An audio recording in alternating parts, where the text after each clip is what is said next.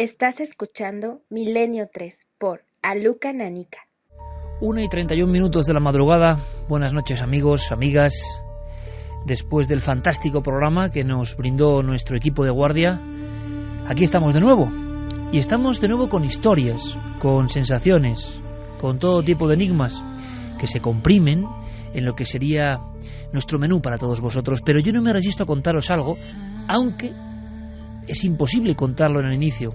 Os cansaría, seguro, pero por lo menos, porque a mí me ha impresionado, me ha llamado la atención, si quiero relataros, no voy a decir un incidente, sino una coincidencia, una sensación que yo he vivido esta semana y que da pista o abre el camino para luego, en las profundidades de la madrugada, ahondar en uno de los misterios más hermosos, extraños, también hay que decirlo con tintes dramáticos, ocurridos en nuestro país.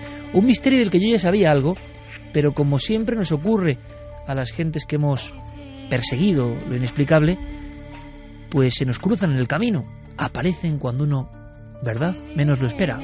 Y es que, como ya me conocéis, pues me gustaría simplemente comentaros que prácticamente hace una semana, un poquito más, mientras seguro Javier, Fermín, Diego, Santi preparaban con ahínco y entusiasmo el reto de un nuevo programa, pues Carmen y yo, y nuestra niña y nuestros dos perros, atravesábamos la península. Solemos viajar de noche, los papás me entenderán muy bien, noche profunda.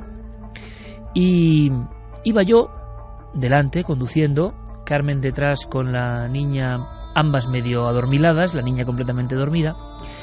Y es una simple anécdota, ¿no? Pero qué hermoso es el misterio y qué hermoso es a veces el sentido de las señales que te empujan a investigar.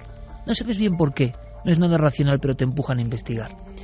Resulta que a esto de las 3:10 de la madrugada, imaginaos día de labor, carretera absolutamente vacía y además por la zona en la que íbamos en dirección a Levante, sin un solo vehículo, oscuridad total, silencio dentro del coche, y uno de mis perros, Merlín, fiel compañero, que se empieza a poner nervioso, que empieza a agitarse.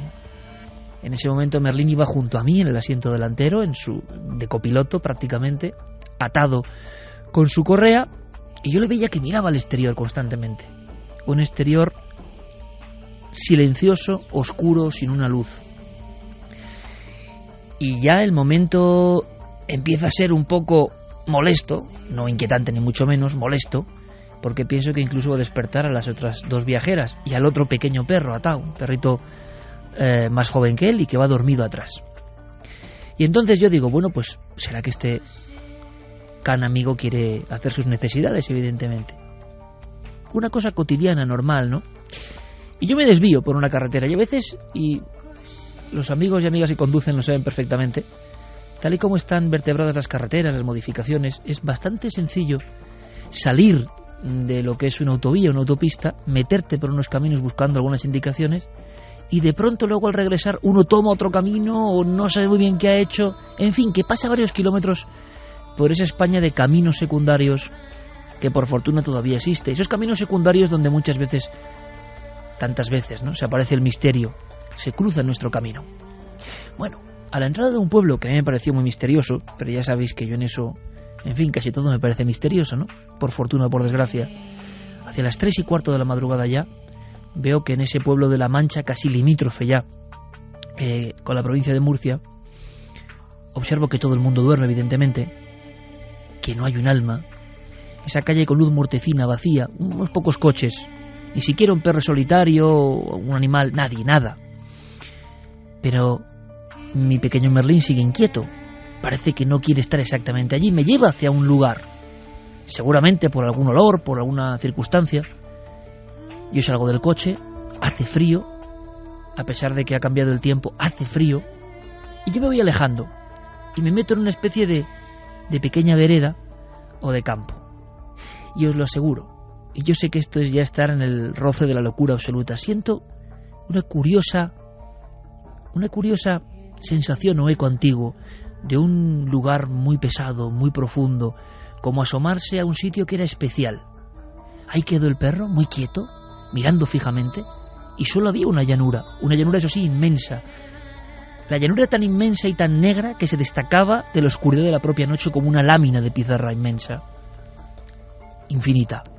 Y yo me quedé con mi perro durante unos minutos mirando allá al horizonte. No apareció ninguna luz, no apareció ningún ser. No era esa sensación, precisamente.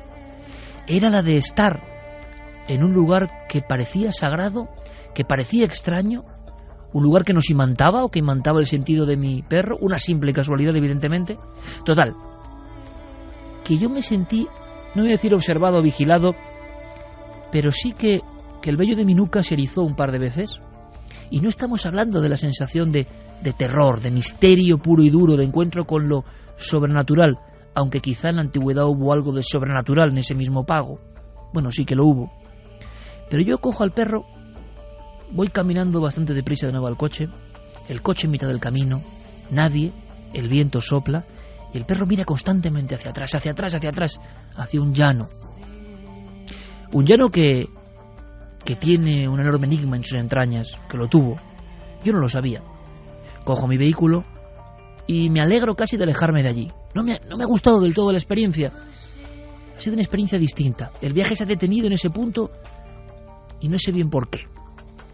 Y cuando vamos regresando, cuando vuelvo a intentar atisbar los caminos para regresar a la carretera, que a su vez me conducirá hacia la autovía para continuar el camino como si nada, descubro un cartel. Descubro una indicación ya casi vieja, caída, derrumbada como todo aquello que hubo allí en su día. Estamos hablando de un auténtico templo maldito, cuya historia nos habla de locura, de maldición, de falsificación. Nos habla del nacimiento de una civilización desconocida hasta entonces. Nos habla incluso de historias de sangre, y todo eso en aquel llano, justo en el llano que se extiende a partir de ese momento en el que estábamos mi perro y yo sin saberlo.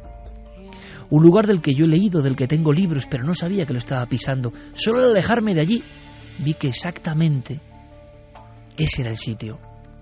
Un sitio que hizo correr ríos de tinta. Un sitio que volvió locos, dicen, a varias personas, incluso académicos. Un sitio que fue desprestigio y gloria para España. Un sitio donde aparecieron 500 esculturas imposibles. Uno de los grandes hallazgos de la arqueología mundial. Pero hoy es todo desolación, todo silencio. Ni siquiera nosotros queremos acordarnos de lo que pasó allí. Al regresar me pregunté por qué. Y quizá esta noche, en la tercera hora, podamos descorrer el tupido velo de lo que pasó en ese llano, en ese cerro nuestro, donde efectivamente, por increíble que parezca, una cultura desconocida, remotísima, se hacía presente como levantándose de su propio sepulcro. Seguramente mi perro Merlín no sabía que yo iba a hablar de este lugar hoy esta noche, pero él con su fino instinto, casualidad o no, me llevó hasta ese lugar, me ha hecho indagar, me ha hecho rebuscar, como diciéndome que en el misterio había mucho más misterio, y lo hay. Y esta noche, si me aguantáis, esta noche si estáis con nosotros, esta noche después de la actualidad, os invito al Templo Maldito, en España, no muy lejos, aquí al lado. Aquí estamos todo el equipo y desde luego no voy a decir, si queréis o si no queréis, yo creo que es un juego, no voy a decir ni siquiera el sitio, quizá en los mensajes, los más amantes de la historia de la arqueología, que por desgracia siempre hemos sido los últimos, ¿no?, los españoles en enterarnos de las joyas misteriosas que hemos tenido en nuestras entrañas. Aquí también ocurrió. Incluso Santiago Camacho. Santi, buenas noches. Buenas noches, Iker. Le gustará saber, compañero Santi, enhorabuena, gracias por cumplir también el expediente con todo el equipo, gracias. Ahora estoy un poquito menos estresado que la semana pasada, o sea que bien. La radio es que es para disfrutarla siempre. Pues sabrás, Santi, hablamos de... También es casualidad, ¿no? Justo ahora 150 años del hallazgo, nadie se ha acordado, ni se va a acordar de esto que os vamos a contar en la tercera hora, pero que hubo hasta teorías de la conspiración, hubo hasta teorías por piezas falsas, falsificadas, y hay quien dijo en aquel tiempo que eran ciertos extranjeros del Louvre quienes habían humillado modificado, variado, falseado aquellos hallazgos para dar un gran varapalo a la arqueología y la historia española, porque los franceses, como tantas otras veces hay que decirlo, no iban a admitir que en el corazón de España había una cultura mucho más antigua más remota y más misteriosa. Es que es una constante histórica entre lo poco que nos queremos tradicionalmente nosotros mismos y lo mal que nos han querido también tradicionalmente allende nuestras fronteras. Pues han pasado estas cosas. El ejemplo más claro es el que más de cerca te toca y el que sé que te toca la fibra, que es el de Altamira. Pues esto es parecido. Pues exactamente lo mismo. Es una constante en la historia de nuestra propia identidad, curiosamente, de la búsqueda de qué es lo que significa vivir en esta curiosa y misteriosa piel de toro, y que bueno, muchas veces hemos sido nosotros mismos los que nos hemos puesto palos en las ruedas. Va a ser un ejemplo clave, pero por cierto, Santiago, hablando de actualidad, se está comentando que hay unos españoles que se han apuntado en esa especie de misión a Marte sin retorno.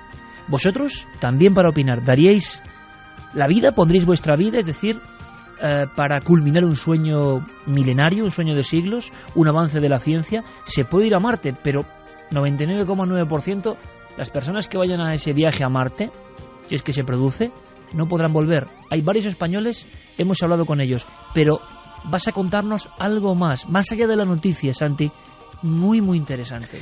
Claro, porque imaginaos, todo esto queda muy bonito, expuesto en los titulares, una aventura, viajar a Marte, vivir el resto de tu vida en otro planeta, pero imaginaos las consecuencias psicológicas de que durante el resto de la vida es mucho tiempo, tu universo se circunscribe a otras 19 personas, las mismas 19 caras que sabes que vas a ver hasta el día que uno de esos compañeros ponga la cruz en tu sepultura. Sometido a un estrés constante. De tu trabajo no solamente depende tu sueldo, que vivas mejor o peor, depende tu vida, depende tu supervivencia y la de tus compañeros, un día tras otro, un año tras otro. ¿Qué consecuencias psicológicas, a qué se van a tener que enfrentar esas personas si realmente dentro de un par de décadas están viviendo, están cometiendo esa aventura tremenda en la superficie del planeta rojo? Pues hay precedentes, hay estudios, ha habido experimentos y sabemos un poquito de qué va a pasar en esas mentes.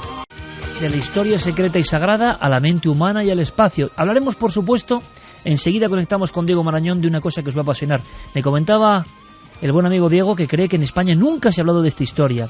El título, digamos, de esta parte del dossier, y de verdad que es forteano, keliano, nos metemos en los misterios más bizarros, más increíbles seguramente para la mente racional, pero quizá por ello los más reales, los más auténticos, los más profundos. El visitante de Van Meter. ¿Habéis oído hablar de él alguna vez? Javi Pérez Campos, compañero, buenas noches. Buenas noches, Iker. Lo que pocas personas saben, estoy seguro, es que en España hemos tenido este tipo de casos forteanos y los vamos a recordar. Por lo menos testimonios. Tú mismo, dímelo, cuéntamelo, ¿te has quedado asombrado cuando te he dado un par de pistas? ¿Has buscado cosas y te has encontrado con un misterio que no parece un mito simplemente? No, y además cuando tú me lo comentabas no pensaba que la cantidad de información fuera a ser tal como la que he encontrado. Ahora es fácil medir pues la importancia que se le da a un tema socialmente a través de Twitter, ¿no? Haciéndolo trending topic. Pero hace 20 años ocurrió algo parecido en un periódico nacional, en La Vanguardia. En La Vanguardia empiezan a publicar varias informaciones sobre la visión de algo extraño que surca los cielos y que atemoriza a toda una población, a Barcelona en concreto. Hablamos de criatura, ¿eh? No hablamos de nave ni artefacto. Pues vamos a contar eso, Javi, vamos a contar un testimonio apasionante y un montón de cosas. Estamos todos, con Noel Calero, con Fermín, Carmen, que se incorporará en breves momentos. Estamos todos dispuestos a viajar al misterio. De momento, ¿vosotros viajaríais a Marte? ¿Os apuntaríais a esa especie de viaje sin retorno? ¿Vosotros sabéis cuál es el nombre en lugar del templo maldito, entre comillas? En fin, comenzamos. Sabéis que está abierta la puerta de milenio3 con número @cadenaser.com y por supuesto la nave del misterio con Guillermo León en Facebook, en Twitter y en Google+. Despegamos. Esta música que pone Noel acompaña habitualmente, es sombra de ciertas historias ya de por sí sombrías. Tengo aquí un dibujo hecho a bola pluma que puede ser el retrato robot de una figura que hace 110 años, ¿por qué hablamos ahora de eso? No solo por el aniversario, sino por un nuevo estudio histórico sorprendente. Las apariciones sobrenaturales extrañas, monstruosas si queréis, no son cosa de hoy. Es más, ha habido franjas del tiempo prodigiosas para todo esto. Luego enlazaremos, ¿será posible en tiempos recientes? ¿Las mentes de las personas están dispuestas a creer en estas cosas? Charles Ford o John Keel fueron investigadores que empeñaron su vida en catalogar este tipo de sucesos y luego intentar ir un poco más allá. Sobre todo Keel, filosofar a qué representaba esto. Si es una señal para el ser humano. Muchos en Chernóbil, en Point Pleasant, en Virginia, pensaban que era la antigua señal, el malfario, el ensotanado, la criatura, el monstruo, el imposible, el daemon que se aparece para indicar que algo está a punto de quebrarse. Diego Marañón, compañero, buenas noches. Buenas noches, Iker, ¿qué tal? Bueno, por ti hemos conocido esta historia. Hay una novedad 110 años después, y yo creo que los amantes del misterio, vamos a decir, más bizarro, más puro, más duro, más increíble, y yo creo que por eso tiene un sello especial de valentía, van a disfrutar con El visitante de Van Meter. Primero, antes del retrato robot de lo que se aparecía, ¿por qué hablamos de esto? ¿Qué has descubierto, Diego? ¿Qué ha pasado? ¿Ha habido un trabajo nuevo sobre una cosa que parece que va más allá del mito, aunque parezca mentira, ¿no? Sí, efectivamente, esta historia comienza hace 110 años, en 1903, en la ciudad de Van Meter, en el estado de Iowa. Por aquel entonces tenía unos 900 o 1000 habitantes, hoy en día no tiene muchos más, y este misterio ha vuelto a salir a la luz esta semana por la publicación en Estados Unidos de un trabajo llamado El visitante de Van Meter, un verdadero y misterioso encuentro con lo desconocido. Es un libro, Iker, que ha sido escrito por los investigadores Chad Lewis, Kevin Lee Nelson y la persona con la que hemos hablado esta noche, con Noah Voss. Bueno, un trabajo. Como ocurre en Estados Unidos, se mezcla la historiografía, la documentación en archivos, la pasión por el misterio para nada maquillada y sin ningún tipo de vergüenza, como debe ser, y se empieza a acudir a viejos legajos, a testimonios ya, claro, sepultados por el tiempo. Hablamos de hace 110 años, pero ahí está el interés. 44 años, por ejemplo, antes del inicio oficial de las historias extrañas aéreas, visiones de seres asociados a luces, ya hay algo que nos va a sorprender. ¿Antecedentes? Pues hombre, los hay, evidentemente. Aquí en este programa se ha hablado de Springle Jack, ese individuo extraño de aspecto fascineroso que tenía un candil o luz y que dicen que con gran maestría saltaba por los tejados de las zonas más deprimidas de Londres. Y ha habido sucesos de este tipo, pero ninguno tan terrorífico, porque lo que aparece es una gran ave o una especie de buitre humanizado que nos recuerda a otros animales humanizados o humanos animalizados que han causado el terror, y además rondando un mismo lugar. Y por ejemplo, hay que imaginarlo, una persona, 1903, la cristalera de su casa en su pueblo de Iowa de 900 habitantes, y que al otro lado del cristal, en la oscuridad, en la llanura, como yo os decía antes, observa esta figura que es absolutamente imposible. Zoología, criptozoología, encuentros con humanoides, ¿qué es esto? Hacemos un primer retrato robot, nos ponemos un poco en la piel de aquellos que asistieron a las apariciones, no una, ni dos, ni cinco, sino muchas más, de Van Meter, y nos cuentas un poco este hombre, ¿por qué se ha metido en esta historia, Diego? Es decir, estos investigadores, ¿por qué ahora de repente se ponen a investigar un caso que es absolutamente desconocido? Bueno, precisamente esa es una de las razones para intentar abordar este misterio. Ellos descubrieron en un antiguo periódico de esa localidad de Van Meter un pequeño recorte, un pequeño apunte sobre este asunto, y se dieron cuenta que era un caso, como tú dices, forteano, pero absolutamente desconocido tanto en Estados Unidos como, por supuesto, en el resto del mundo. Todo empieza, Iker, en el otoño de 1903. Es entonces cuando algunos de los más respetados ciudadanos de ese pequeño pueblo de Van Meter empiezan a encontrarse con cosas que se salen de lo normal. El primer encuentro no necesariamente tiene que ver con una figura ni con una criatura.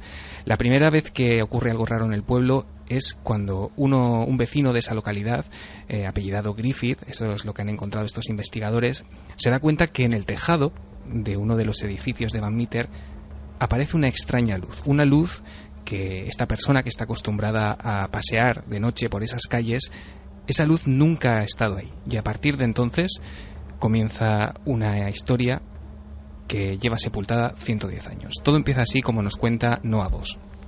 Yeah, the creature was La criatura fue avistada por primera vez por un hombre apellidado Griffith. Esa primera vez le llamó la atención una luz inusual que venía del tejado de uno de los edificios.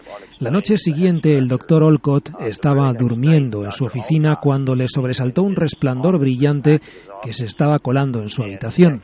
Saltó de la cama, cogió su rifle y corrió al exterior. Describió lo que se encontró como una criatura alada, con un cuerno saliendo del centro de su cabeza, del que parecía salir un haz de luz. Al día siguiente, el cajero del banco, Peter Dunn, vio a la criatura y la describió del mismo modo, incluyendo las alas y el cuerno del que salía aquella especie de resplandor.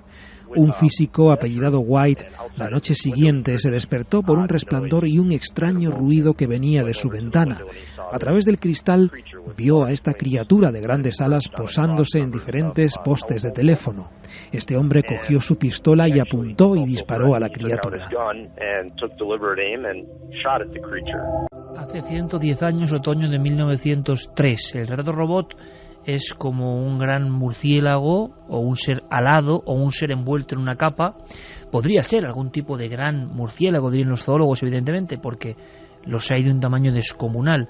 La cara sí parece más la de un buitre o la de una figura sin pelo y con un gran pico corvo que da respeto, pero los testigos definían o marcaban, y esto es muy impresionante, yo creo, quizá tenga que ver con simbología, con el inconsciente colectivo, no lo sé, pero como un gran diamante en mitad del pecho, simbolizando quizá el poder de una luz, un poder de reflectar, algo que llamaba la atención. Y ya tenemos aquí, Diego, unos primeros parámetros sorprendentes de todo hecho forteano. No hablamos solo de alguien con un atuendo extraño, sino que hay unos previos, hay una luz, hay unos ruidos. Estamos en 1903 y la descripción no difiere mucho de muchos encuentros cercanos del tercer tipo, como diría alguno, ¿no? En la actualidad. Pero las investigaciones prosiguen y estos hombres que han rescatado la historia un siglo después se dan cuenta de que hubo personas vivas de ese pueblo, de Van Meter, que llegaron a intentar capturar, vamos a decir así, no solo la criatura, sino sus pisadas, sus huellas, como quizá prueba para saber que no estaban alucinando o eran víctimas, ¿no?, de una especie de histeria colectiva. Efectivamente, hemos visto que a esta criatura se le dispara varias veces. Es curioso que tras varios ataques, ¿no?, de las personas del pueblo hacia ella, al parecer las balas no hacen mella en este extraño visitante. La criatura se mueve velozmente, hay quien lo describe saltando, moviéndose a grandes saltos por los tejados de este pequeño pueblo. Todos coinciden en que deja una especie de olor repulsivo allá por donde pasa, que despide una luz cegadora desde esa especie de cuerno que hemos dicho en su cabeza, y como dices, el punto en el que la historia parece llegar a algo que lo cambia todo es cuando el rumor da paso a algo más físico, cuando el cajero del banco de la ciudad, Peter Dunn, del que ya nos ha hablado Noah Voss, logra hacer un molde de yeso de las huellas de esta especie de monstruo. Nos lo cuenta el autor del libro. Creo que la reacción de los habitantes de la ciudad siguió una progresión muy lógica.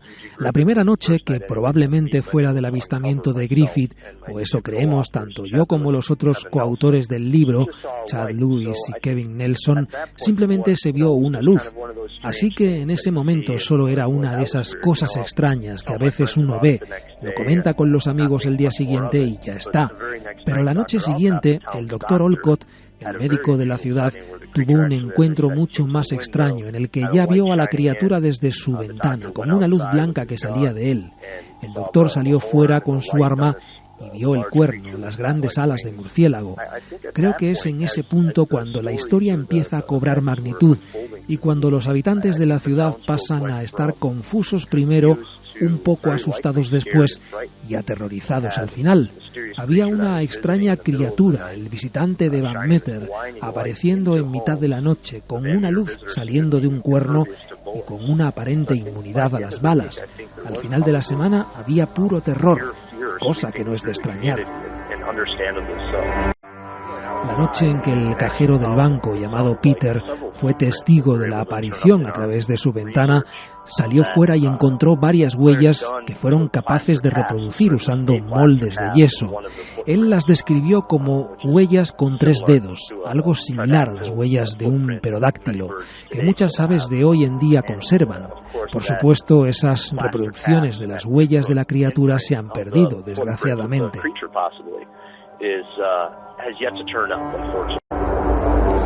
Casos, batidas en busca de esta especie de criatura infernal, porque ahora nos comentarás, Diego, la interpretación popular, evidentemente, en aquella América profunda de 1903, pero a mí me causa escalofrío sincero el hecho de estar viendo uno de los retratos, ¿no?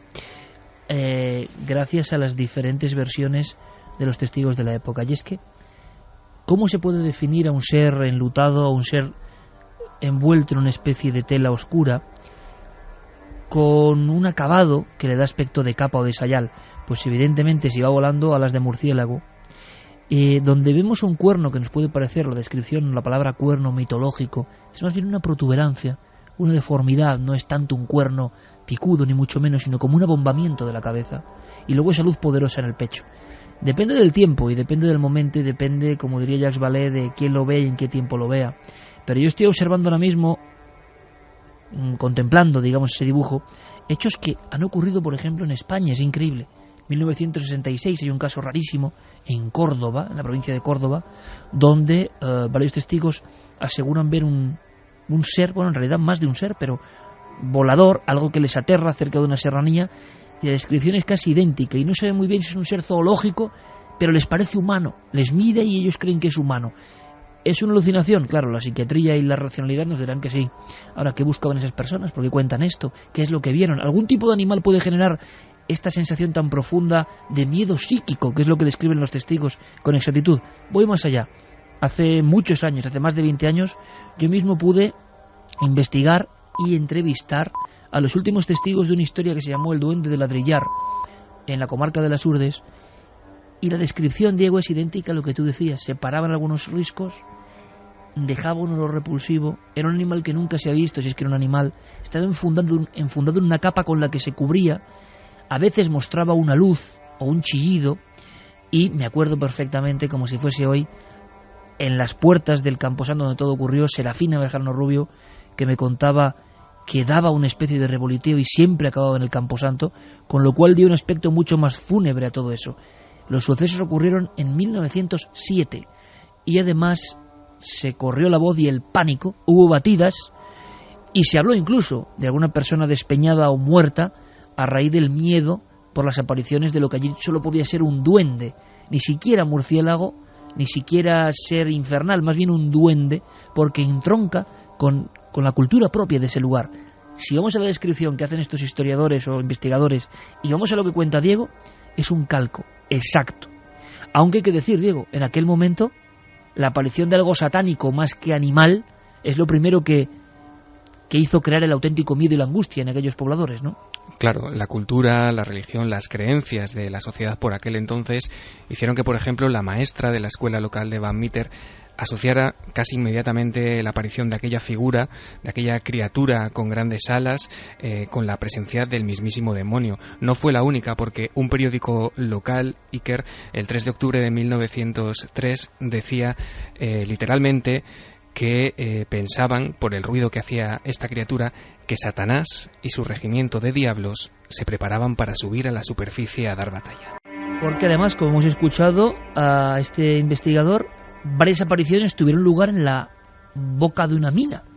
Sí, efectivamente. Van Meter tiene una fábrica de ladrillos, una vieja adobería que está situada cerca de una vieja mina, y es allí donde la mayoría de los hombres de la población por aquel entonces se habían arremolinado con sus armas, con sus rifles, porque los trabajadores de la mina aseguraban que de la boca de esta vieja mina salían algunos ruidos extraños que coincidían con las apariciones por el pueblo de esta criatura. Como te digo, los ciudadanos siguieron el rastro de la criatura hasta esta mina abandonada, y fue allí donde esta criatura se vio en varias ocasiones y donde se vio también por última vez.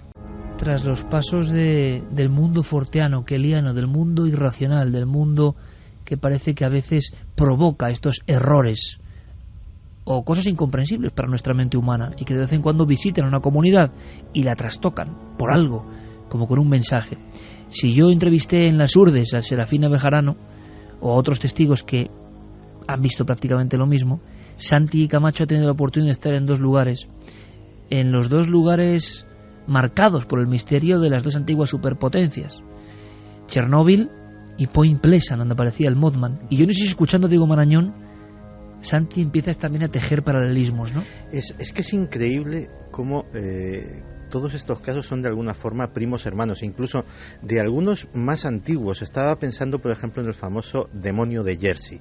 El demonio de Jersey, que aparecía a muchos kilómetros, pero también en Estados Unidos, en un lugar llamado los Pine Barrens, que contrasta con la cercanía, por ejemplo, de la ciudad de Nueva York. Pero los Pine Barrens es para conocerlo, o sea, es un lugar salvaje, es un lugar donde es muy fácil perderse, es uno de estos bosques inmensos y siniestros que albergan los Estados Unidos. Y curiosamente, el diablo de Jersey también habitaba en un lugar muy concreto. Aquí hablábamos de una mina, el diablo de Jersey habitaba en un lugar de donde se extraía hierro para hacer balas de cañón. Curiosamente, cuando se decía que lo habían disparado a este ser de Diego, y no lo habían hecho efecto, se cuenta que el diablo de Jersey, un comodoro que estaba allí encargado de probar la calidad de la artillería, le disparó con su cañón y que tampoco le hacían absolutamente nada. Es más, este diablo de Jersey, por ejemplo, también era el precedente de las primeras mutilaciones de ganado. E incluso tuvo un testigo célebre que era ni más ni menos que José Bonaparte, nuestro Pepe Botella, que en un viaje al otro lado del Atlántico pues tuvo la ocasión de verlo. Pero desde luego sí que los paralelismos que he vivido en propia carne son increíbles. Porque lo que el público, permíteme, Santi, porque dices Point Pleasant, Mothman, historia conocida para nuestros amigos del misterio, pero por ejemplo en Chernóbil, quizá el público, nuestros amigos no lo sepan, había uno de estos pájaros de mal agüero.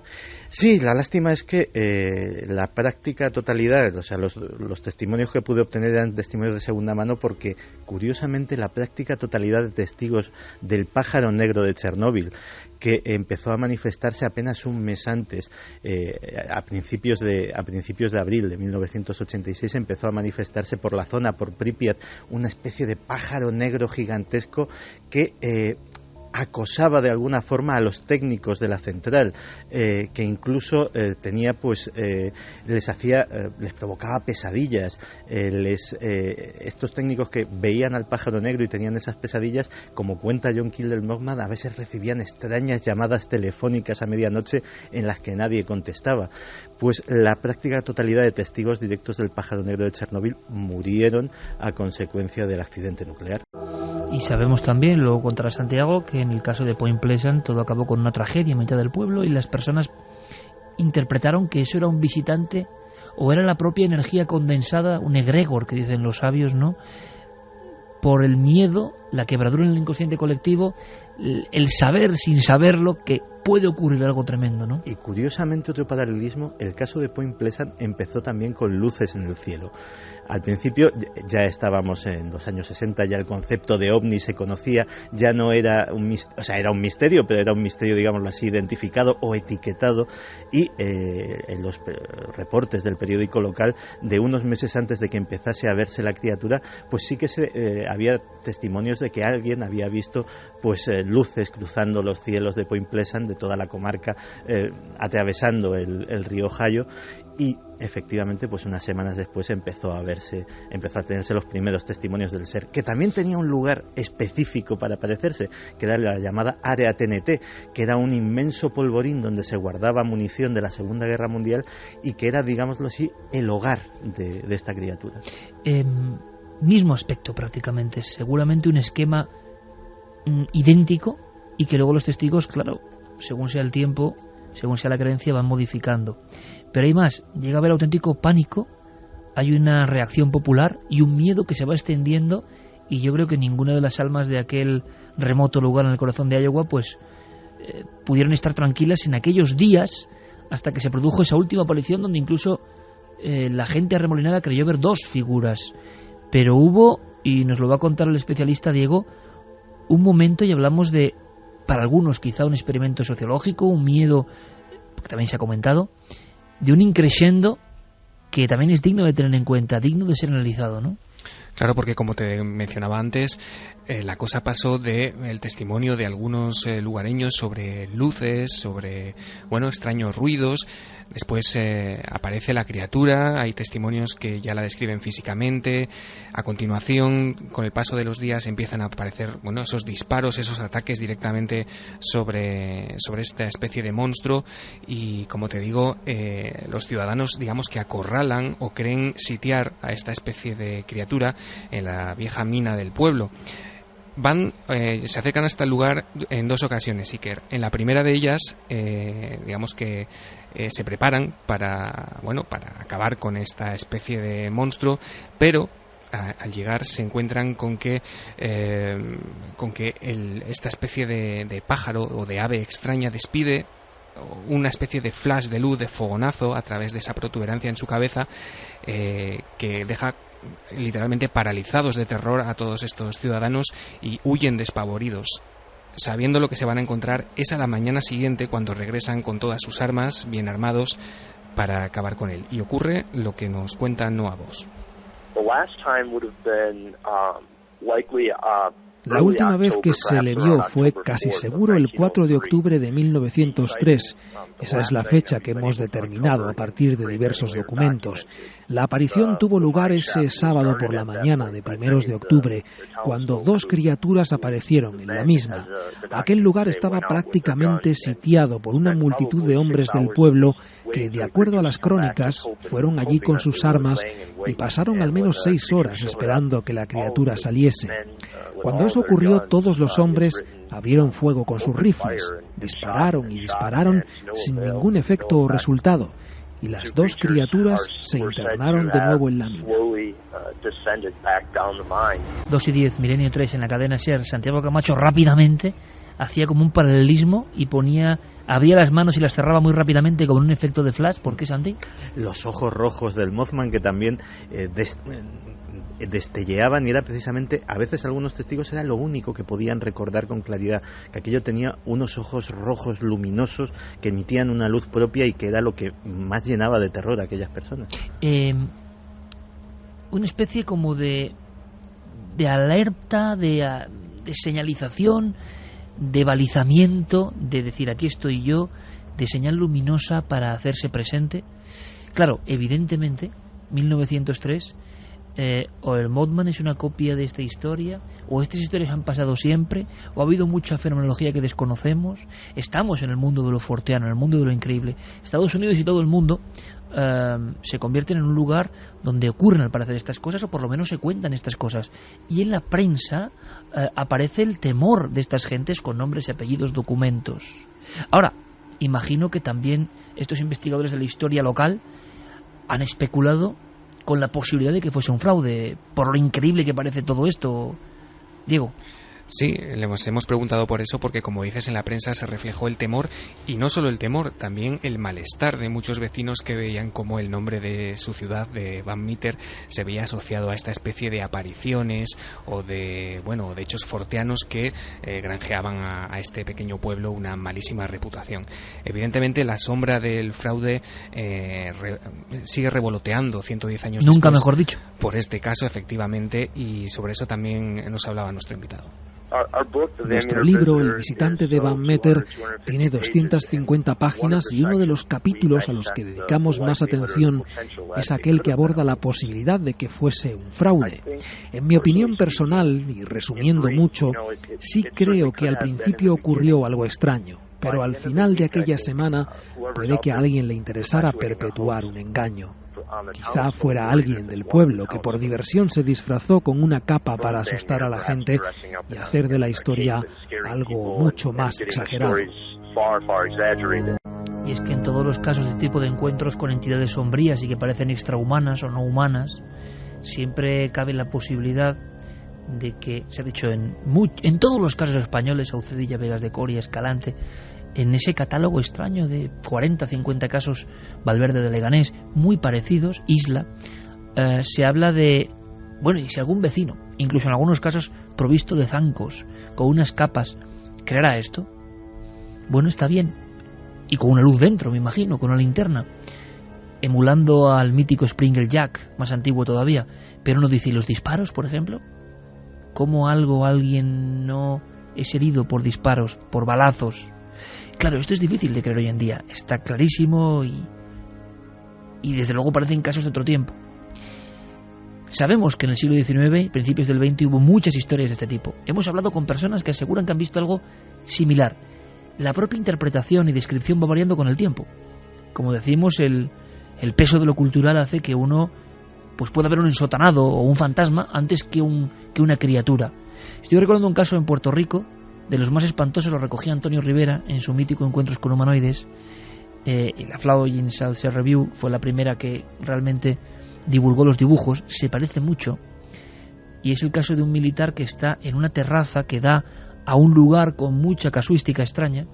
Si esto es así, por lo menos en el informe, tiene que ser terrorífico, porque él ve una especie de pájaro de buitre que revolotea, pero a lo lejos no le presta mucha atención, aunque le impresiona el tamaño y el planear tan cercano al suelo con esa cadencia. Según cuenta el informe, este hombre se queda pálido, se queda lívido, porque él estaba de nuevo leyendo su periódico, cuando baja de nuevo el periódico y ve que agarrado a los barrotes del balcón, agarrado, está un ser que al final de esa especie de capa tiene algo parecido a muñones o dedos, y él puede ver una cara sin pelo absolutamente que emite un destellear, y entonces distingue algo que le parece un maquinario, un motor, algo que le impulsa y que está incrustado en la espalda. Luego aquello se marcha, y ese hombre, reputado, con un crédito, prácticamente pasará el resto de sus días enloquecido por una visión tan próxima, por un susto tan sobrenatural aparentemente. ¿Qué hay detrás de todo esto? Bueno, no lo sé. ¿Vosotros qué opináis? Podéis ir opinando ya, desde luego. Carmen, buenas noches. Buenas madrugadas, Iker. Imagino que hay muchas posibilidades, ¿no?, para estos casos forteanos. Charles Fort, para quien no lo sepa, porque sabemos que constantemente, y nos lo hacen saber, ¿no? Ayer nos encontrábamos, ¿verdad, Carmen?, con un amigo de México que dice que lo que está pasando ahí con Milenio 3 y con Cuarto Milenio es que es increíble, ¿no? O sea, hay mucha gente de América que puede que no nos haya seguido en los primeros años, no tiene por qué saber quién es Charles Fort o John Keel, ¿no? Investigadores en diferentes épocas que se metieron mucho en estos casos increíbles. Pero lo que hacemos ahora es repetir vías de contacto y dar la posibilidad, ¿no?, para que nuestro público opine libremente. Si les parece esto increíble, y eso del viaje a Marte, que también me interesa mucho, ¿no? A ver qué piensan. Vamos a repetir las vías de contacto, donde ya nos están dejando muchos mensajes un poco escépticos con este animalejo, que por qué llevaba tanto tiempo sin aparecer, por qué no se sabía nada de él, y de repente pues aparece en un estudio que han hecho 3 investigadores. La gente no es muy crédula con este pajarraco, por llamarlo de algún modo. Bueno, es normal, ¿no? Además es una muestra, yo creo, de que incluso en los seguidores del misterio hay cosas que son inconcebibles. Y es que yo no digo que esto sea real o no, pero sí que digo que he entrevistado a mucha gente que ha visto cosas similares. La descripción es lo que más puede llamar la atención. Por ejemplo, hablas de murciélago, uno dice, no puede haber un murciélago tan grande. Pues sí que los hay, y con cara un poco humanizada también los hay. Pero yo creo que esto es más profundo. El misterio es mucho más hondo de lo que puede parecer, y esto es una buena muestra para ver cómo hay misterios que ya no son creídos, que quizá es la mejor arma para lo que mueve el misterio más hondo, ¿no? Claro, es que, y no quiero ser pesado con esto del Mothman, pero hay una cosa que es muy ilustrativa. Yo llegué a Point Pleasant pensando que lo del Mothman podía ser un invento, podía ser un mito, una leyenda moderna, como sí, puede ser algo esto, inflado para provocar que hubiera más turismo en la pequeña ciudad. Yo cuando llegué a Point Pleasant, pues pregunté, bueno, del Mothman, ¿quién me puede informar? No, hay un museo y tal, pero alguien me dijo, si quieres saber la verdad, ve al restaurante de Caroline Harris. Eso es una especie de cápsula del tiempo.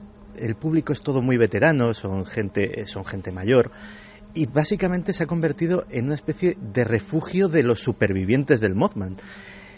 Claro, allí hablé con gente que desde que vio aquello en 1966 no conduce, que es incapaz de salir de su casa de noche. Sobre todo me llamó la atención una entrevista con una mujer, Hazel. Hazel me contaba su experiencia personal, cómo el ser les había perseguido a ella y a su novio, cómo había trepado al techo de su coche en marcha. Y yo simplemente pues la escuchaba, la preguntaba, y cuando acabó la entrevista, Hazel, que ya es una mujer muy mayor, me cogió las manos y con lágrimas en los ojos me dijo gracias. Y era gracias simplemente porque me has escuchado con respeto y porque me has creído. Y a mí me parece muy interesante el sondeo, Carmen, porque hay misterios que ya no son creíbles. Yo creo que, por ejemplo, los propios encuentros con humanoides, que si hiciésemos este programa hace 30 años sería perfectamente asumible, la sociedad ha ido por otro lado. E incluso las personas que creen, y con toda la honestidad, por supuesto, interesarse por el misterio, ya ponen unas barreras, esto no me lo creo, esto no. Yo lo digo, y es opinión mía personal, por supuesto, al revés, cuanto más investigo, he ido por el camino contrario de muchos de mis colegas, de la inmensa mayoría. Creo que el misterio es más profundo, más hondo, más transformador, más extraordinario, más extraño de todo lo que yo creía. Y hay una cosa que une estos sucesos, todos los que hemos contado a lo largo de estos 40 minutos, por ejemplo, y tantos y tantos y tantos, y lo he comentado muchas veces, el enorme contenido psíquico. Y el contenido psíquico es algo que es el impacto emocional terrible, muy difícil de contar, muy difícil de verbalizar, pero que el testigo, como decía Santi, lo sufre, sabe muy bien que le ha pasado, y que no le contentan las explicaciones paralelas, alucinaciones, te despistaste, ibas cansado. El que lo ha vivido y lo ha visto con diferentes formas, su impotencia es porque sabe que ya ni siquiera la gente que puede amar el misterio les puede creer. Están en el umbral de lo demasiado increíble. Y a veces, mi sensación, ojo, puedo estar perfectamente equivocado, la aparición de lo más irracional y lo más increíble es la última baza del misterio para avisarnos de que algo seguimos no controlándolo, que ellos siguen libres, demonios, ángeles en la antigüedad, seres hoy, para decirnos que en el fondo nuestra grandeza es muy poca, que estamos en el planeta Tierra y que viniendo de fuera o de dentro, que no lo sé, siguen mostrándonos que tenemos una porción muy, muy corta del conocimiento. Ahora, ¿qué piensa el público? Es muy interesante. Público joven, público que se ha incorporado en los últimos años al misterio. Pueden creer en ciertas cosas y en esto ya no. Y a mí eso me parece sumamente interesante, Carmen. Pues sí, mira, ya nos decía en Sombra Norceste, por ejemplo, no creo que esos seres sean pájaros de mal agüero, más bien nos están previniendo de una desgracia, pero quizá lo hayamos olvidado. Sobre todo porque estaban comentando que el Mothman, al parecer, pues siempre se aparecía antes de que hubiera una desgracia. Podía ser que este nuevo ser también se apareciera para dar un aviso de algo. Darvos, dice el visitante de Van Meter, parece un ser sacado de la mitología griega. Coco Fernández, quién sabe si igual que los osos invernan durante meses, puede haber criaturas que sus ciclos activos sean cada determinados años y permanezcan aletargados durante grandes periodos o viviendo en otro medio en función de ciertos cambios climáticos. ¿Difícil? ¿Imposible? Raúl Cebrián, que parece un pariente lejano de un pterodáctilo. Mario Leonardo. Mira, vamos a quedarnos con eso, que me parece muy interesante, Carmen. Pterodáctilo, ¿no? Algo imposible, evidentemente. Lo que se ve, lo que el cerebro, que es el que ve, cree ver, a veces no es lo que se está viendo realmente. Es más, toda la realidad no deja de ser un engaño de nuestro propio cerebro, en el que tenemos visiones comunes, evidentemente. Es imposible, aunque decir imposible ya, que un pterodáctilo siga vivo, ¿no? Ahora, os puedo asegurar que hay personas perfectamente cuerdas, perfectamente preparadas en la sociedad, algunos incrédulos que de pronto observaron cosas increíbles en los cielos y en España. Antes hablábamos de Córdoba, año 66. Ojo, que de ese tipo de testimonios en Estados Unidos no son ni siquiera tan nuevos como del siglo pasado. Es que ya en las creencias de los indios, antes de que llegasen los británicos, ya se creía en el pájaro del trueno, una ave gigantesca que muchos precisamente han asociado con un posible pterodáctilo o algo parecido, que también se aparecía en determinadas circunstancias y que tampoco era un buen presagio ver al pájaro del trueno. Mira, ahora le voy a poner a Carmen, ahora nos va a contar Javi una historia tremenda, un resumen periodístico de algo que dices, claro, yo he avisado, estamos en lo forteano. Para tantos amigos que dicen, hombre, es que ya casi no habléis de misterios clásicos. No, nosotros hablamos de misterios ya en lo hondo de vez en cuando y nos tiramos a la piscina con tremenda alegría, porque yo creo que hay un mensaje que no acabamos de entender muy bien, de la propia naturaleza quizá, que es muy misteriosa. Pero sé que le voy a poner la carne de gallina a Carmen, lo vas a ver, porque ¿sabes dónde hay un grabado? Yo estaba pensando, llevo 40 minutos con un grabado que me ha pasado Diego Marañón, con esa luminaria, esa cabeza calva con pico y esas alas siniestras, siniestro todo. ¿Sabes dónde hay un retrato en piedra de esta figura exacta? ¿En una cueva? No. En un templo, quizá el primer templo Y estoy seguro que ahora mismo estás exactamente, lo estás visualizando, ¿no? Bueno, pues en Göbekli Tepe, en ese templo del que tanto hemos hablado, primer templo de la humanidad, otro imposible, en el Kurdistán, por cierto, donde los yezidi, esa secta extrañísima, idolatran a una especie de ave terrible en forma de pavo real pero un poco demoníaco. Para ellos es su demonio o Belcebú, y que se eleva como un ser humano. Pero lo alucinante es que entre las ruinas de Göbekli Tepe, alzadas hace casi 13.000 años, hay muchos animales venenosos extraños. Y uno puede decir, bueno, allí hay un buitre. Mirándolo muy atentamente, hay varios. Y uno, el más poderoso, el más infernal, uno lo mira y dice, este buitre tiene algo que es un poco extraño. La forma, lo amenazante, la mirada, la expresión, y se da cuenta, como ocurría en la prehistoria, que el buitre, uno puede pensar que es estilismo, otro puede pensar que es pura corriente estética, y otro puede pensar que es adoración de algo sagrado muy poderoso. Ese buitre, a tamaño natural de un ser humano, sí, es un ser alado que impone y que está grabado en el mismo tiempo en el que, por ejemplo, en España la gente vivía en cavernas. Pues ese buitre, enterrado durante 8.000 años, te mire con cara humana y con el mismo pico dentado amenazador que estamos viendo en el ser de Van Meter, sea lo que sea leyenda o no. Curiosamente, 8.000 años antes de esta leyenda, os aseguro que hay una figura en una de esas tes de piedra desenterradas hace tan solo 20 años, 8.000 ocultas bajo la arena del desierto, como algo maldito, igual. ¿Casualidad? Seguramente. En Barcelona, no en un lugar remoto ni mucho menos, se produce una extraña polémica. Esto te va a gustar, Santi. Es un caso ya casi olvidado. Le daba algunas pautas a Javier para que hiciese una rápida búsqueda y era un rápido resumen.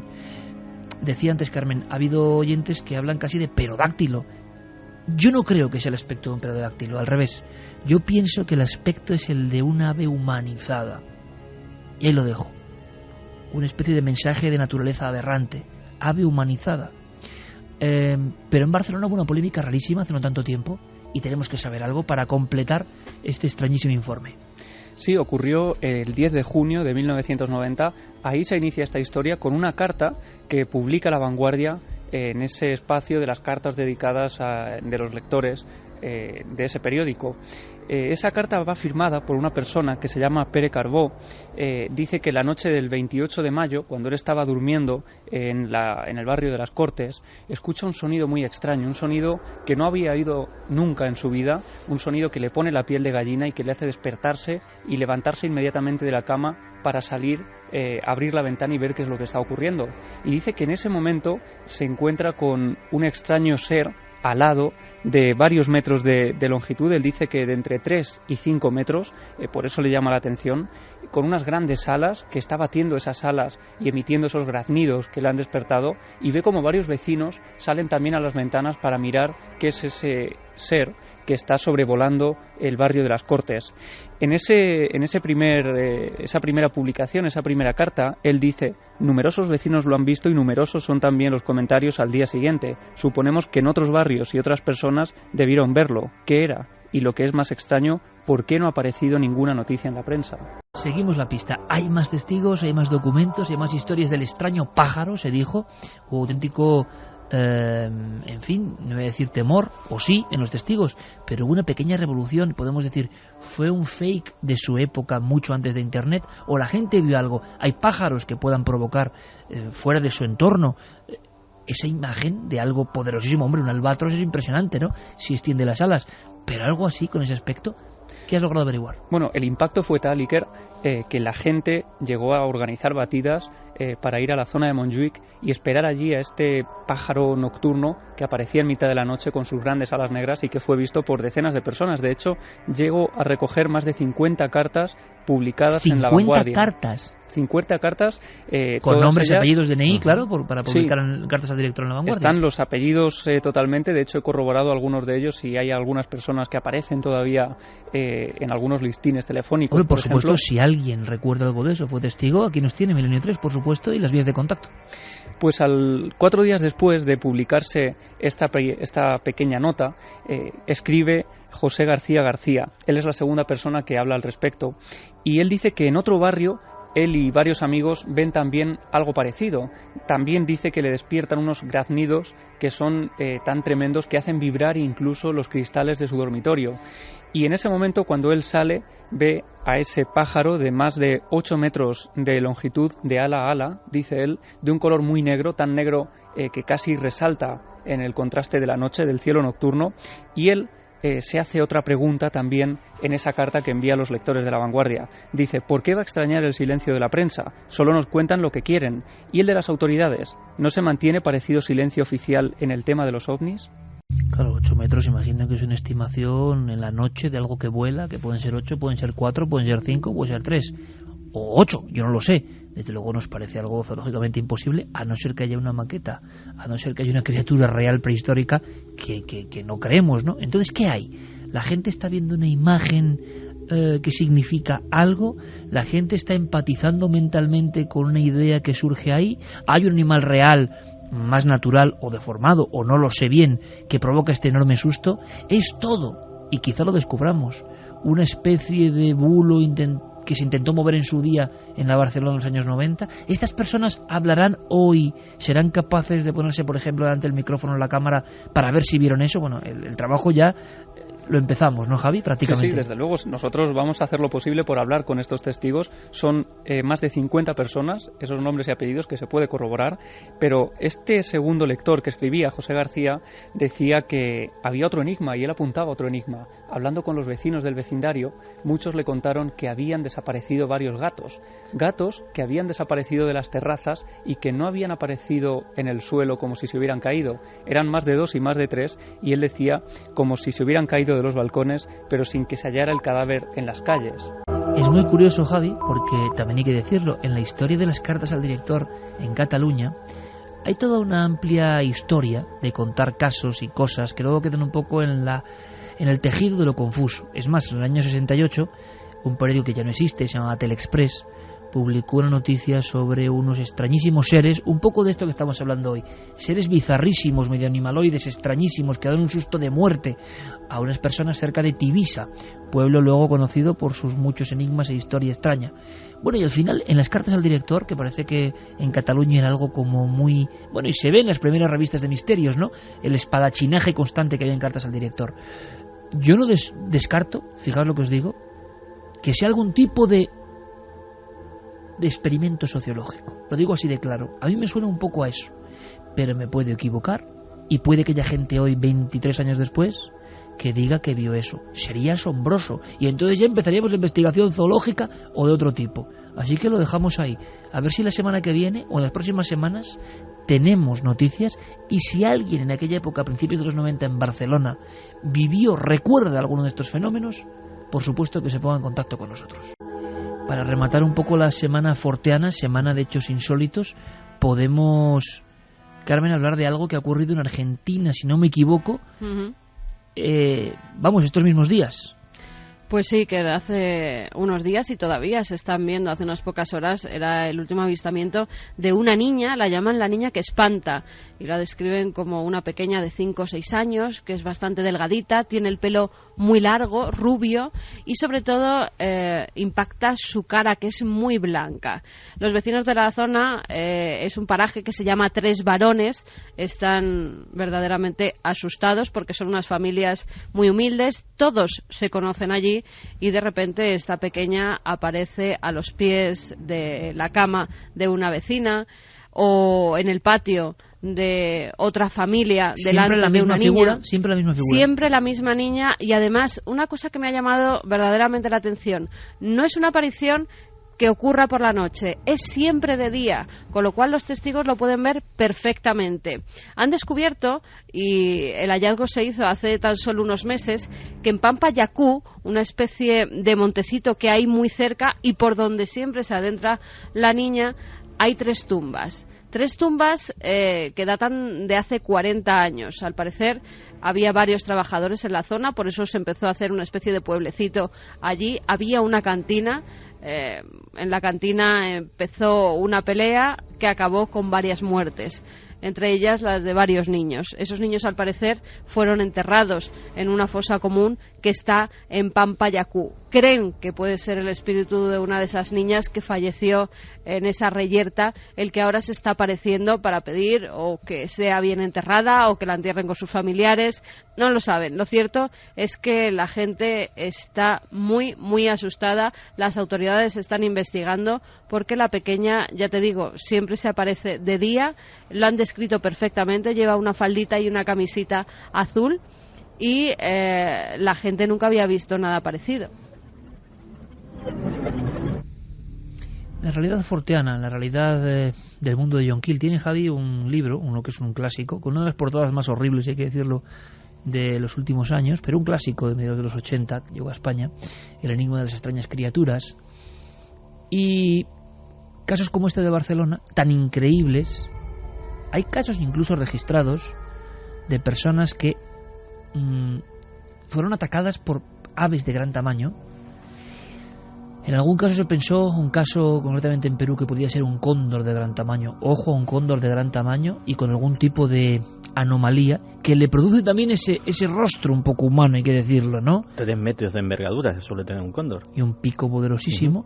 Pues un ataque es importante. Los casos del llamado vampiro de Moca en Puerto Rico, donde yo recuerdo como si fuese hoy, claro, estas descripciones, ¿no? Y estos dibujos, estas historias, en un patio interior con la ropa tendida, una mujer, costumbre por el calor de la época, verano, en una aldea remota de Puerto Rico, cerca de Moca, que está, quitando sus ropajes. Hay que imaginarla, está sola, su familia duerme y cree que es uno de los niños acurrucados que se está escondiendo, haciendo un extraño juego del escondite, junto a una de las grandes sábanas que se está secando en ese hilo cimbreante. Y cuando quita de un tirón la sábana intentando sorprender y evidentemente gritar a su hijo, ve acurrucado a un ser que no acaba de entender qué es, que le mira con unos ojos desafiantes, que le parece un ser humano, pero que está protegido por una especie de capa o de alas, e incluso describe no una joroba, sino una espalda encorvada. Sale corriendo, además tropieza al entrar en la casa y observa cómo aquello no abre el vuelo, sino que va trepando por la tapia que sale de la casa en mitad de la noche y se va rastreando, digamos, por el campo que está anexo a esa entrada de la casa aislada. Con el tiempo, después de este caso, aparecieron muchos terneros con un punzón y con la sangre extraída, pero quedaban 20 años para que se hablase del famoso chupacabras.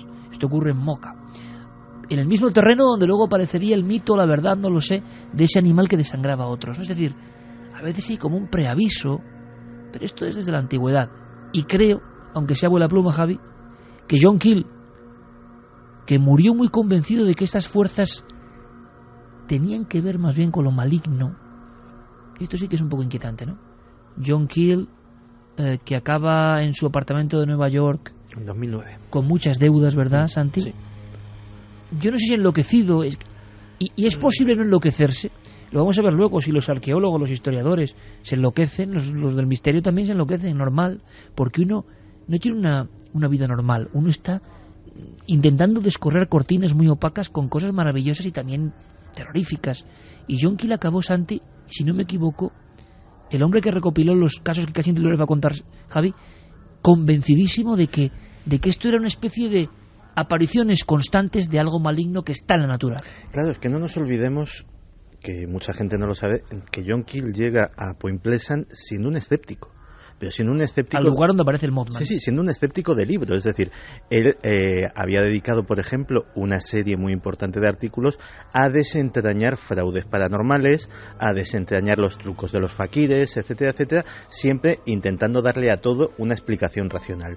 Y llega a Point Pleasant atraído por esos informes periodísticos de esas apariciones, pensando que todo eso pues también puede tener una explicación racional. Y se va siendo el John Keel que luego escribiría todos sus libros, que luego haría todas sus investigaciones. Y John Keel consagra su vida a averiguar qué era eso. No solamente qué era el caso concreto del Mothman, sino qué había detrás de toda esa casuística. Y al final termina elaborando una teoría muy personal. Él, por ejemplo, mete las apariciones ovni y los extraterrestres, los humanoides, en el mismo saco exactamente que el Mothman, y él termina llegando a la conclusión, la justifica, pero tampoco no la demuestra, pero sí que la argumenta, de que nosotros convivimos en este planeta con algo que es más antiguo que nosotros mismos, con algo que sabe más de nosotros incluso que nosotros mismos, que de alguna forma juega, si se puede llamar jugar, a algo que viene de una mente que no podemos comprender y que no tenemos parámetros para razonar sus motivaciones, y que siempre, siempre, siempre lo mejor es mantenerse alejado de ello. Y él mismo se lamentaba de haber sido picado por ese veneno de la curiosidad, de haberse tenido que internar en esa gruta peligrosa de la que en el fondo no había sabido salir, y murió sus días, vivió sus últimos días efectivamente bastante mal económicamente, bastante mal anímicamente, y al contrario que muchos otros investigadores que dicen, bueno, me he acercado al misterio, he tocado lo maravilloso, lamentándose mucho de haberse iniciado en ese camino. Esta disertación de Santiago Camacho de verdad me ha puesto un escalofrío, pero en la columna, vértebra a vértebra, porque estoy bastante de acuerdo, quizá no en lo negativo, pero bastante de acuerdo en eso de algo más remoto, más poderoso, anterior a nosotros, y que se disfraza de diferentes cosas y que seguramente sea una parte de eso que llamamos naturaleza y que no sabemos hasta dónde va, ¿no? John Keel recogió muchísimos casos, Gaby, algunos nos pueden parecer sorprendentes, pero él estaba convencido que el absurdo irrumpe en nuestro mundo para rompernos los esquemas, ¿no? Sí, y además lo hace de una forma aportando todos los documentos posibles. En este caso llega a aportar documentos de prensa, algunos antiquísimos. Uno de los más antiguos, que él recoge en un capítulo llamado Hombres pájaro y almas aladas, él da esa catalogación a este tipo de apariciones. Pues hay uno muy antiguo en Hautmarn, en el norte de Francia, lo recoge Illustrated London el 9 de febrero de 1856.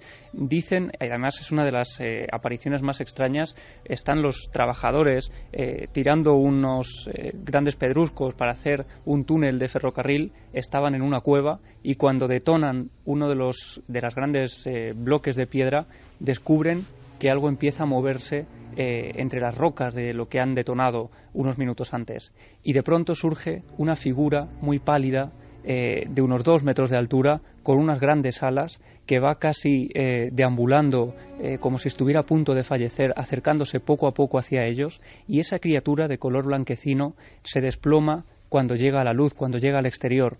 Solo antes de caerse, de desplomarse delante de ellos, hace un enorme graznido, un enorme sonido que les hiela la sangre. Estamos de lleno nadando en las tinieblas de lo forteano, que en el fondo, yo creo que Santi ha hecho una interpretación magistral, de verdad, Santi, de la filosofía de uno de esos hombres que además no puede ser de otra forma, ¿no? Acaba atormentado sus días porque ha intuido que ese yo poderoso de naturaleza oculto existe y que el hombre en su soberbia no va a entenderlo nunca o casi nunca. Hace falta cambiar al hombre, al ser humano, para entender algo de esto. Quizá los antiguos, los que estaban en ese templo del que yo os hablaba, o los hombres de las cavernas, o de las primeras culturas paganas, sí entendían algo de eso. Y por eso sus figuras son tan extrañas. Y por eso sus figuras, cuando se miran, nos recuerdan un eco de esas criaturas en las que ya no creemos. Y por eso los mitos griegos y los monstruos griegos son tomados como pura fantasía hoy.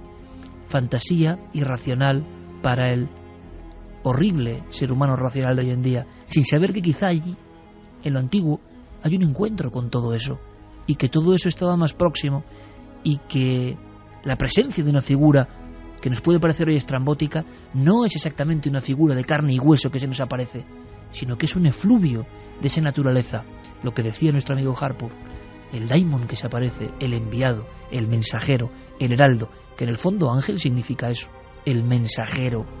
Le ponemos nuestro maquillaje, le ponemos nuestra aureola o se la quitamos, lo convertimos en pagano o en aceptado, pero en el fondo la humanidad tiene la sensación de que ha ido recibiendo visitas de algo más poderoso, antiguo y sagrado. Por eso Mircea Eliade decía aquello del terror majestas. Cuando aparece eso, el hombre de inmediato, si es sincero, se sabe muy inferior a eso que está apareciendo. Y quizá ahí está la reverberación de ese miedo, que es un miedo muy distinto, que muchos testigos no saben ni cómo verbalizar, pero que es el miedo de ese que ha estado delante de algo enormemente poderoso. Y quizá no tiene por qué ser dañino, aunque Kiel acabó convencido de que tenía mucho que ver con las tinieblas, ¿no? En las minas han ocurrido muchas cosas. Yo recuerdo en Chile, en Copiapó, 1860, aparece curiosamente, fijaos qué curioso, chicos, en los catálogos de encuentros con extraterrestres, cosas raras. Claro, si investiga un ufólogo o alguien que cree en los ovnis, ¿dónde lo va a meter? Pues lo va a meter ahí. Si lo investiga un sacerdote que cree en apariciones marianas o el diablo, lo metería ahí. Pero cuando uno va a los catálogos, y yo he conocido a grandes amigos y ufólogos chilenos y les he entrevistado, como Anfruns, venía, primer caso de la historia de Chile de un ser que se aparece, Copiapó, 1860, y lo que ven los mineros cuando están barrenando en la mina una vez más, claro, imagino que todo esto es como una especie de símbolo de la ultratumba o la ultratierra o el viaje a lo profundo de la tierra, de donde han surgido tantos mitos, ¿no? Bueno, pues es una especie de serpiente o sombra alargada que les parece alada, al final es un signo, ¿no?, que va sobrevolándoles y que ellos interpretan una mirada humana también, y aquella gente cae de rodillas, reza, le da miedo y se convierte en el diablo de Copiapó. Es que, claro, a veces tenemos un doble rasero para medir la realidad. Cuando leemos a Heródoto o leemos a alguno de los grandes historiadores griegos y descubrimos que en sus obras, pues encontrarse a un fauno, encontrarse a un animal mitológico, encontrarse a una criatura, a un semidios, no era una experiencia rara en la época de Heródoto. Claro, automáticamente, visto desde nuestra mentalidad, lo achacamos a la fantasía. Y sin embargo le damos un enorme crédito en el resto de las cosas que cuenta en sus libros. ¿Por qué? ¿Por qué hacemos esa división? A lo mejor es que no era tan extraño encontrarse con algo que le llamaban un fauno o algo que le llamaban un ser mitológico y que ahora precisamente se le puede llamar un Mothman o se le puede llamar un demonio de Jersey, etcétera, etcétera.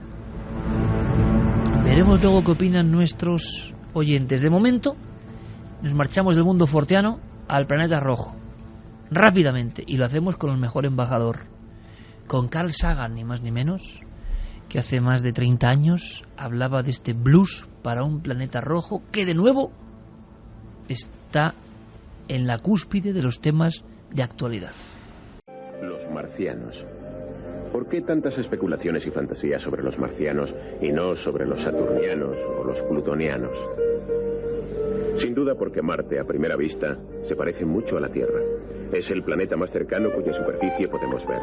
Hay casquetes polares, nubes blancas a la deriva, terribles tormentas de polvo, cambios de estaciones e incluso días de 24 horas. Es tentador imaginárselo como un mundo habitado. Marte se ha convertido en una especie de plaza de toros mítica sobre la que hemos proyectado nuestras esperanzas y temores terrenales. Los mitos tenebrosos sobre Marte han resultado ser falsos, de forma que algunas personas se han pasado al extremo opuesto y han llegado a la conclusión de que el planeta ofrece poco interés. Han empezado a cantar blues al planeta rojo. No obstante, el verdadero Marte es un mundo de maravillas. Sus perspectivas futuras son mucho más intrigantes que nuestras antiguas ideas sobre él. En este siglo hemos examinado la arena de Marte y hemos logrado llegar allí, convirtiendo nuestros sueños en realidad. La música que ahora suena es Vangelis, la pone nuestro compañero Noel Calero, y esta música la hizo el gran genio griego precisamente para viajar a Marte. ¿Y viajamos, Diego, o van a viajar a Marte? Esto se ha puesto de moda con, bueno, cuestión irritante para algunos, con entusiasmo para otros. ¿Nos puedes contar en apenas una frase, por si alguien no lo sabe todavía, qué es esto? Sí, es el proyecto Mars One. Es, dentro de 10 años se supone que 4 astronautas elegidos por esta empresa serán los protagonistas del primer viaje a Marte sin retorno. Todo esto se puso en marcha, Iker, el pasado 22 de abril, cuando se dio el pistoletazo de salida a este proyecto a través de una página web. Esta asociación, una organización privada que tiene sede en Holanda, en teoría sin ánimo de lucro, presentó en sociedad este ambicioso plan, por el cual a través de esta página web en apenas una década se seleccionarían y se enviarían a Marte a la primera colonia humana que pondría el pie y sería la primera avanzadilla de la humanidad en el planeta rojo. Además, Iker, esta semana todo esto ha estado bastante de actualidad porque el histórico Buzz Aldrin presentaba también un libro en Estados Unidos, un libro llamado Misión a Marte, mi visión de la exploración espacial. Y bueno, este hombre propone o da a conocer su proyecto, un proyecto que está protagonizado por un sistema de lo que él denomina naves cíclicas y que ha inventado para, en teoría, poder transportar personas y material entre la Tierra y Marte de manera permanente, una especie de red en continuo movimiento con módulos reutilizables. En el fondo, Diego, es colonizar Marte. Sí. Aldrin ha comentado que en poco tiempo habrá americanos en Marte, pero lo que nos interesa ahora, directamente, es saber de esos españoles, que los hay, en un proyecto de miles de personas que se han presentado, que quieren viajar a Marte en un viaje que saben ya que es sin retorno. Sí, alrededor de 80.000 personas de los más variados países del mundo han presentado ya su candidatura. Esta semana se decía que españoles eran 11. A estas horas ya te puedo decir que son 12. Se ha apuntado uno más. Y Santi Camacho. Y bueno, nosotros hemos hablado con algunos de ellos, en concreto con Juan José Díaz, con Ara Molina y Javier Contreras, que son 3 de los candidatos españoles a protagonizar esta misión. Ellos nos han contado algunas cosas, como por ejemplo, Iker, los miedos que les produce esta misión. Si tienen miedo de eso que se dice del viaje de ida, pero no de vuelta. La verdad es que no. Es algo a lo que te puedes enfrentar en cualquier situación, de vas a un sitio y a lo mejor no vuelves, te quedas por allí porque te gusta o lo que sea. Entonces, por eso es un viaje sin retorno. O sea, no vas allí, haces algo, vuelves aquí, te das un tratamiento, luego te vuelves a ir. No, allí vas y te quedas. Hombre, pues sí, mentiría si dijera lo contrario, pero es que es un riesgo que hay que tomar. Es un paso lógico a seguir. Da miedo, por supuesto que da miedo, pero es inevitable. Tenemos que expandir los horizontes más allá de la Tierra, antes o después. Sí, bueno, más que no poder regresar, lo que más miedo da es pues el no saber cómo son las condiciones realmente allí, no saber cómo va a ser la base o el módulo que instalarán allí, pues sí, realmente reunirá las condiciones necesarias para poder ya no estar un tiempo, sino estar toda una vida. Claro, digo, entre 70.000 personas, 11 españoles es poco porcentaje. Aquí no parece que estemos muy por la labor de irnos a Marte para pasar el resto de la vida. Se ha hablado incluso de que va a hacer un reality. Sí. Tú le preguntabas por qué les había impulsado, ¿no?, a apuntarse ahí, que oye, igual te toca, ¿no? Claro, incluso ellos mismos se mostraban sorprendidos por la poca cantidad, ¿no?, de participantes españoles. Hay que decir, Iker, que el casting o la recogida de solicitudes todavía está abierto, va a permanecer abierto hasta el próximo 31 de agosto, así que si alguno de los oyentes de Milenio 3 se anima a participar, todavía tiene su oportunidad. Nosotros les preguntábamos efectivamente qué les había llevado a ellos a presentarse a este proyecto. A mí me ha motivado mucho la ciencia y la ciencia ficción, la lectura de libros sobre el tema, Isaac Asimov, y sobre todo de Marte, en especial la trilogía de Kim Stanley Robinson, que es una lectura apasionante y muy detallada de todo lo que una colonia que se establece por primera vez en Marte se puede encontrar allí, cómo tienen que sacar el día a día. Creo que es un paso lógico, porque, como bien ha dicho Stephen Hawking hace poco, si permanecemos otros 1000 años aquí en este planeta sin movernos, nos extinguimos. Entonces, creo que más obvio no puede ser. Mi campo, lo que yo estudio es ingeniería energética, entonces, digamos, un proyecto de este calibre sería llegar a lo más alto en mi campo. Llegar a lo más alto, seguro. ¿Te ha sorprendido algo? Ahora nos va a contar algo que nos puede sorprender a todos Santiago Camacho, y enseguida Carmen con mensajes de... A mí me gustaría saber qué oyentes estarían dispuestos a viajar a Marte, a una especie de módulos en el planeta rojo, que realmente es como un desierto rojizo, eso sí, en un paso impresionante para la humanidad, pero sin billete de vuelta, ojo. O sea, las tumbas, si es que hay tumbas, no sé, estarían en Marte. Tumbas humanas, ¿eh? Suena, en fin, a 2001, yo no sé a qué suena ya. Pero te ha llamado la atención rápidamente, Diego, algo une a estas personas con las que has hablado, no sé si a nivel cultural, nivel económico, tienen hijos, no tienen hijos, están apasionados con la historia, son seguidores del misterio de la ciencia, no sé, ¿qué te ha llamado la atención? Bueno, en realidad son de todos los estratos sociales. Yo he hablado con algunos de ellos y lo que me llama la atención es realmente el poco miedo que parecen tener a esa esa perspectiva del no regreso a la Tierra. A ninguno les parece preocupar excesivamente esa condición que alguno me comentaba, Iker, que incluso va a ir especificada y en el contrato que ellos en teoría van a tener que firmar durante, si es que resultan seleccionados, durante los 7 años que van a estar preparándose. Es curioso porque algunos expertos han dicho que hay motivos, ¿no?, para este viaje de ida sin regresos, porque durante los 8 meses que en teoría duraría ese viaje, estos tripulantes, estos astronautas perderían masa de músculos y huesos. En fin, el campo gravitacional de Marte parece ser que es menos fuerte, sería casi imposible después reajustarse a las condiciones de la Tierra, y la verdad es que cuando yo les preguntaba si ellos sentían miedo, el no era casi unánime. Qué curioso. Santi, ¿qué les puede pasar? ¿Qué se sabe? Ha habido experimentos, ¿no?, aunque sea brevemente, pero apuntes básicos de lo que se sabe que ocurre cuando hay una experiencia parecida a esto.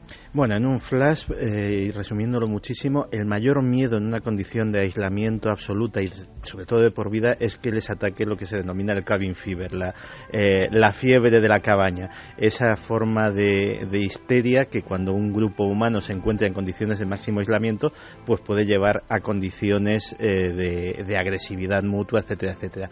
Pero eso es solo una hipótesis. Lo que sí se sabe es lo que les ha sucedido a todos los astronautas que han estado en la Estación Espacial Internacional o en la Mir antes de ella, y que han sido monitorizados constantemente su comportamiento para saber de esa rama que está en pañales, que es la psicología espacial. Y lo primero que se ha notado es el proceso que se llama desplazamiento de la tensión. El grupo automáticamente intenta sacar la tensión de dentro de sí, ¿cómo? Proyectándola en el control de la misión. Todos los conflictos, todo lo malo que sucede, todo lo que les pueda perturbar, la culpa es de los de la Tierra. Con lo cual, en esa situación de estrés, intentan buscarse un enemigo común que intenta cohesionar al grupo. También está, y eso se va viendo incluso estadísticamente, lo que se llama el cerramiento psicológico. Cada semana que pasan en el espacio, las comunicaciones son más escasas, les interesa menos comunicar con la Tierra, se van haciendo un mundo propio. Pero no solamente como grupo, sino como personas. Eso se llama la autonomización. Estás en una situación de máximo estrés y intentas depender lo menos posible de los demás, volverte lo más autónomo posible, en cierto sentido volverte más egocéntrico. ¿Para qué? Para tener una cierta ilusión de control de la situación, que ya de por sí es muy estresante. Cuando los grupos son muy grandes, además se generan pequeños subgrupos que empiezan a entrar en conflicto entre ellos y que, pues esto lo hemos visto hasta en los reality shows. Iba a decir, es Gran Hermano, ¿no? Efectivamente.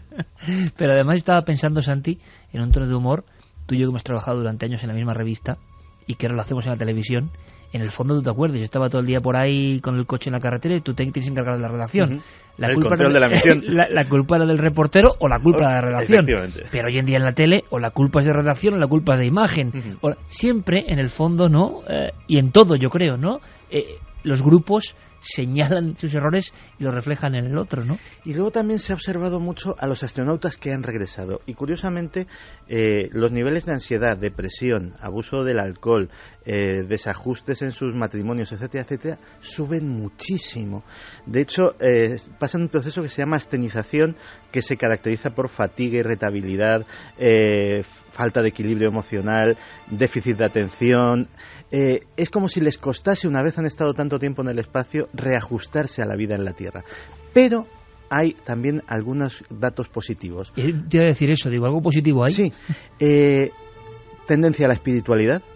De repente... como los astronautas que han estado en la Luna. Claro, de hecho, todo el que ha pasado esa barrera y ha pasado un tiempo fuera de nuestro planeta, pues se vuelve más espiritual. Y no solo eso, cuando regresan, aprecian mucho mejor la belleza de la Tierra, la importancia de las pequeñas cosas que nosotros muchas veces no le damos ninguna importancia. Ellos sí. Ten en cuenta que esta gente va a vivir, si llegan a Marte, en un entorno en el que las comunicaciones tienen 44 minutos de retardo. Es decir, tú hablas con un señor y la respuesta tarda 44 minutos en llegarte. Sin internet, las emisiones de radio no llegan, o sea, olvídate de la televisión, olvídate hasta de Milenio 3, es decir... Eso es duro, ¿eh? Eso es duro. Realmente es un experimento, eso sí que es un experimento sociológico que sería absolutamente inédito, porque yo creo que en una situación de control, monitorizados como van a estar, etcétera, etcétera, nunca un grupo humano ha pasado por algo así. Carmen, ¿y nuestro público qué piensa? ¿Serían capaces de apuntarse a este viaje sin retorno a Marte? Bueno, pues muchos dicen que si se pudiera sintonizar Milenio 3 y Cuarto Milenio, que a lo mejor se lo pensaban. Claro, disfrutar de las músicas de Noel Calero y de su arte, pues eso hasta en Marte. Mira, Osmar nos dice: yo sí iría a Marte y que mi nombre quede escrito en la historia espacial. Nefertiti, viendo cómo estamos en España, lo raro es que no se hayan apuntado más gente. Sería una fuga de cerebros muy grande. Para poner un tono de humor, Jorge Berrocal, ya sabéis, concursante de Gran Hermano. Yo a este reality no me apunto, más que nada porque por mucho que te pongan la pierna encima, sigues en Marte. ¡Qué grande! ¡Qué grande! ¡Qué grande! Y muchas personas claro, opinando. Oscuro dice: tenían miedo los colonos europeos a morir en el Nuevo Mundo. En proporción es lo mismo. Darbox, sabéis, en Marte se puede escuchar Milenio 3 y ver Cuarto Milenio. Si es así, me apunto. Pato dice: ¿cuántos años tardarían en llegar a Marte? Antes de llegar seguro que se matan entre sí. Es nuestra naturaleza. Alicia Fontiveros hablan de un viaje a Marte como si fuese una excursión de colegio. En estos momentos no me imagino viaje más arriesgado. Paco García, para mí es muy irritante en la forma que se está planteando el primer viaje a Marte. Lo digo porque es como un casting estilo Gran Hermano. Sí, lo raro, lógico es que sean científicos. Claro, y gente muy preparada. Por cierto, ¿algún oyente ha descubierto el lugar del que yo hablaba tan misterioso en el viaje en carretera? Sí. ¿Sí? Sí. Bueno, luego me lo cuentas, venga. Vale. Ahora nuestros compañeros con toda la información, el mundo se mueve evidentemente, España también, como no puede ser menos, están pasando cosas constantemente y tenemos que estar como siempre en la cadena SER informados puntualmente. Luego nosotros regresamos con ese lugar en pleno corazón de España, ese templo absolutamente misterioso y muchas cosas. Santi, gracias compañero. Gracias.